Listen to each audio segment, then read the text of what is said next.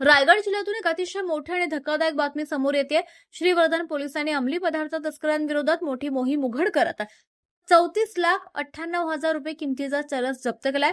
शेकडी जवळील कोंडिवली स्मशानभूमीजवळ रचलेल्या विशेष सापळ्यात 63 वर्षांचा वृद्ध तस्कर पोलिसांच्या जाळ्यात अडकलाय।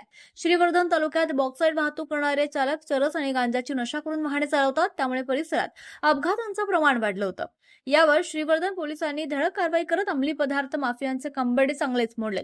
18 जुलै 2026 रोजी पोलिसांना गुप्त बातमीदाराकडून माहिती मिळाली की शेखाडे येथील सादिक इब्राहिम शेखदरे वय वर्ष 63 हा इसम चरस विक्रीसाठी येणार आहे। या माहितीच्या आधारे श्रीवर्धन पोलीस ठाण्याचे पोलीस निरीक्षक सुरेंद्र गरड यांच्या मार्गदर्शनाखाली पथकानं कोंडिवली स्मशानभूमीजवळ सापळा रचला। संशयित आरोपी सादिक शेखदरे हा आपल्या MS06 CD 6700 क्रमांकाच्या दुचाकीवरून येत असताना पोलिसांनी त्याला ताब्यात घेतलं।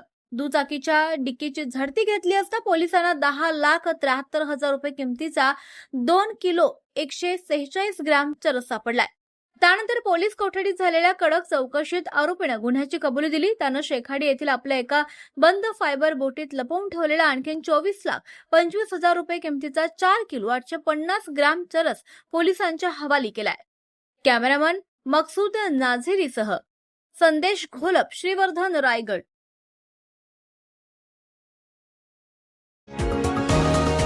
तुम्ही पाहत आहात विस्टा न्यूज मराठी।